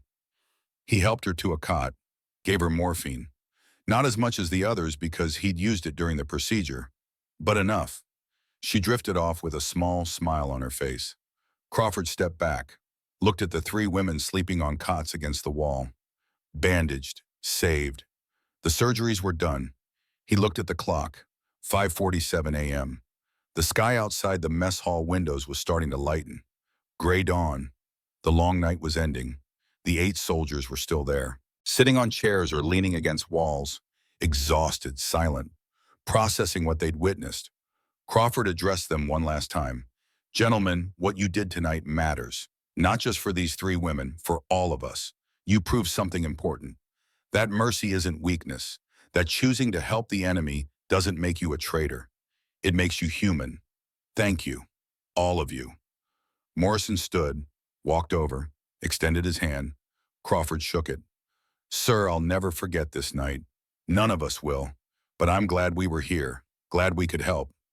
The others came over one by one, shook Crawford's hand, then filed out into the dawn, back to their barracks, back to their lives, carrying something they'd never be able to put down, but wouldn't want to.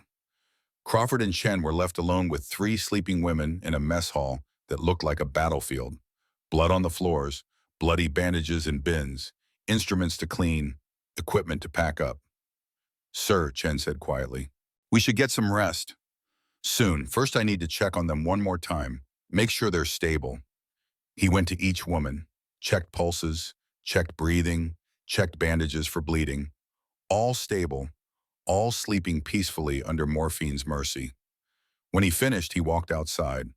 The sun was rising over the Franklin Mountains. The sky was pink and gold.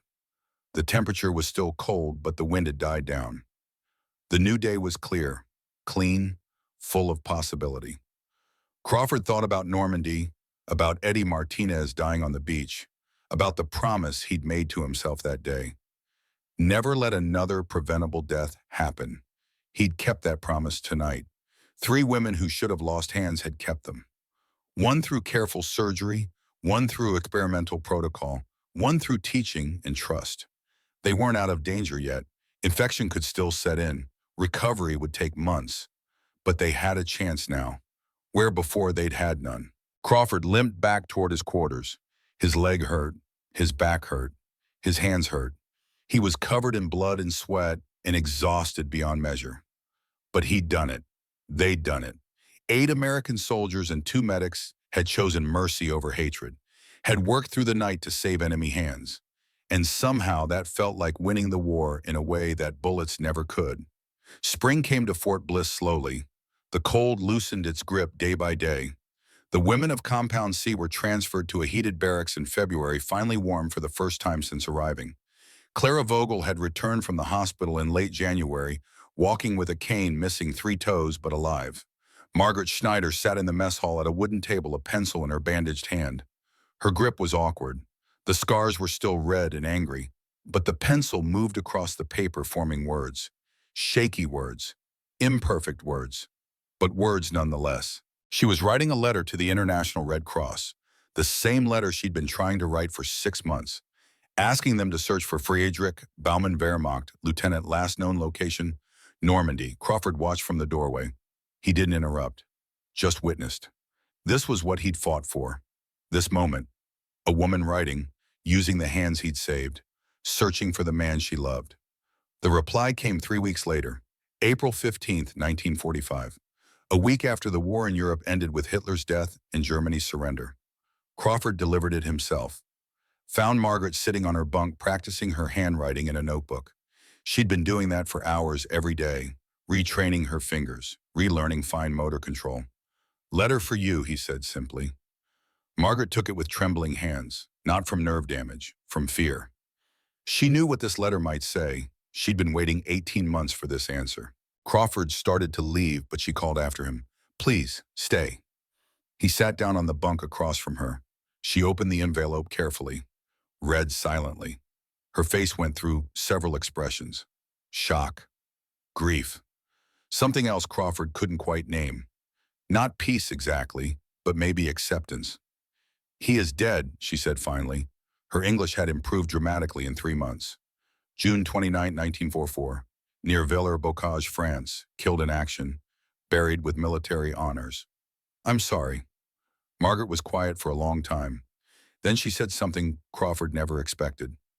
"Thank you for saving my hands, because now I know if I had lost them, I would have spent the rest of my life wondering, never knowing. This is terrible news. But at least it is news. At least I can mourn him properly, can say goodbye." She folded the letter carefully, put it in her notebook, looked at Crawford with clear eyes. "Lieutenant, do you know how many women like me there are, women searching for missing men? Thousands, tens of thousands, all over Germany, all over Europe, writing letters, searching records, never knowing. I imagine quite a few. I want to help them. After I go home, I want to use these hands." She held them up, scarred but functional, "to help other women find their men. Good news or bad news.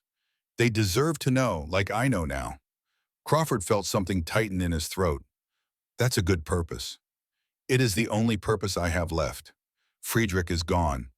But maybe I can help others find their Friedrichs, dead or alive. At least they will know." She looked down at her hands again, turned them over, studied the scars. "You gave me these. You gave me the ability to do this work. Thank you." May 15, 1945, departure day. The war was over. Germany had surrendered. The women of Compound C were being repatriated. Trains and ships would take them back across the Atlantic, back to a homeland that barely existed anymore. Cities destroyed, families scattered. Everything changed. They lined up in the yard one last time, not for roll call, for goodbyes. Margaret approached Crawford, her hand still bandaged but healing well. She held out an envelope. "For Friedrich's mother, will you try to get this to her through official channels?" Crawford took it. "I'll do my best. In the letter I told her about you, about Americans who showed mercy. She should know that not everyone was cruel, that some people chose kindness." Elsa came next, her right hand fully functional now. The miracle of the Alaskan protocol. She held it up, made a fist opened. It showed Crawford the full range of motion. "It works," she said simply. "I go home now, to Klaus Anna Heinrich, and I will hold them with both hands. Because of you." She reached into her pocket, pulled out the photograph. A copy of the one showing Klaus Anna and Heinrich. The one Crawford had first seen that January morning. "Please keep this, so you remember what we were fighting for." Crawford tried to refuse, but Elsa pressed it into his palm, closed his fingers around it. "You saved my life. You saved my future. You gave me back my children. This is all I have to give." Crawford accepted it, knew he'd carry it forever. Rosa approached last. She'd healed fastest. Young, healthy, resilient. Her fingers were scarred but functional. "Crawford, you said I could write to you about medical school. I will, after Germany stabilizes, after I find my family. But I will write, and I will become doctor. I promise. I'll be waiting for that letter. Thank you for everything, for teaching me, for treating me like colleague, not prisoner. That meant more than you know." The trucks arrived. Time to go. The women climbed aboard. 46 women who'd survived the coldest winter, who'd faced death and found mercy instead. As the trucks pulled away, Crawford stood with Morrison and Chen. They watched until the trucks disappeared into the desert haze. "Think we'll ever see them again, sir?" Morrison asked. Crawford touched the wooden cross in his pocket. "No, but they'll remember us, and we'll remember them." June 1962. 17 years later, Crawford was 46 now, gray at the temples, still limping slightly, administrator at Amarillo General Hospital, married with 3 children, living on his family's ranch outside the city. The letter arrived on a Tuesday. German postage. Return address, Stuttgart. Crawford opened it at his kitchen table. His wife Linda watched him read, watched his eyes go wide, watched tears start rolling down his face. Daniel, what is it? He couldn't speak for a moment. Just handed her the letter. It was from Elsa Hoffman. She'd found her children, all three alive. Klaus was an engineer, Anna, a teacher, Heinrich, a medical student. And Heinrich had been accepted to Baylor College of Medicine in Houston to study surgery.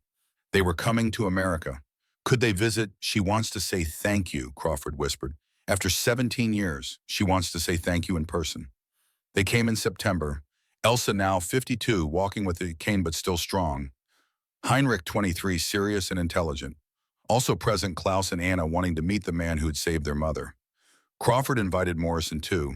Buck was teaching high school in El Paso now, married with kids of his own. He drove up to Amarillo for the reunion. The moment when Crawford saw Elsa again was indescribable.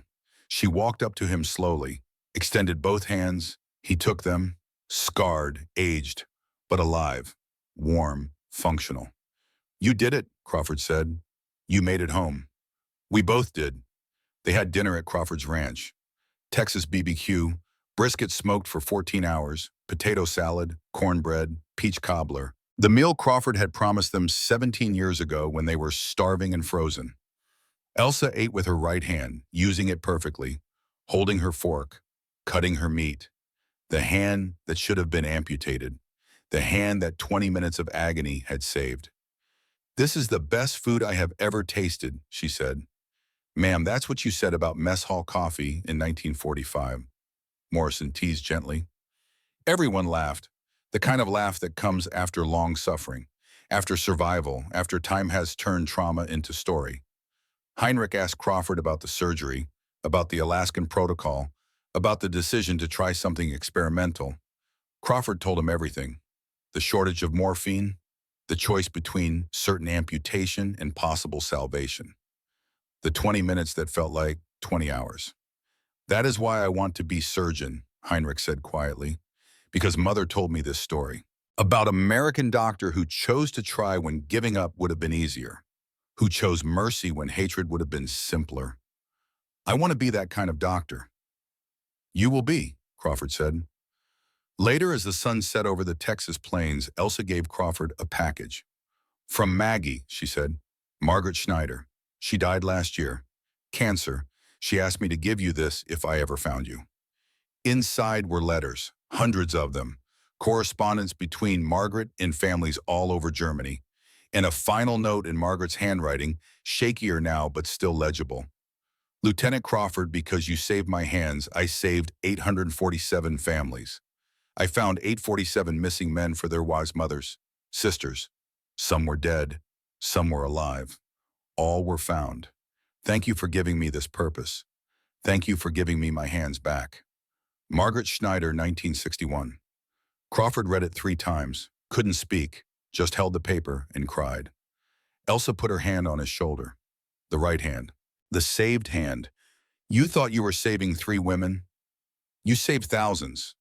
Ripples, Daniel. Your kindness created ripples that are still spreading. They sat on the porch watching stars emerge.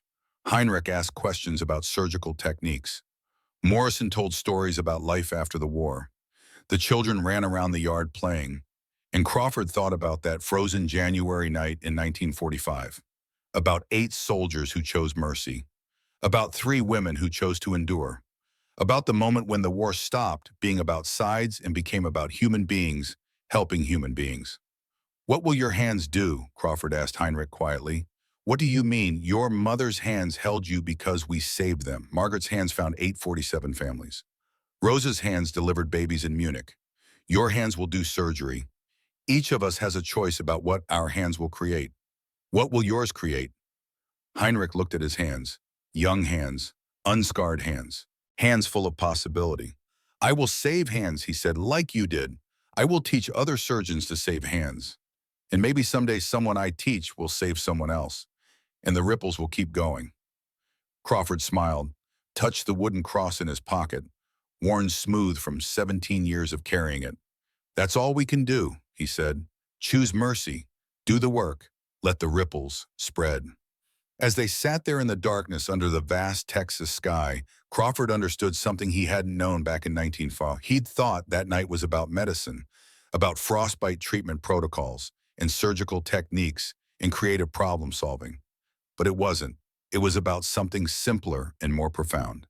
It was about seeing suffering and choosing to act, about seeing the enemy and choosing to see a human being instead, about the moment when mercy becomes more important than victory. 3 women, 8 soldiers, 1 surgeon, 1 terrible night, and a legacy that would echo across decades, across continents, across generations. That was the real victory.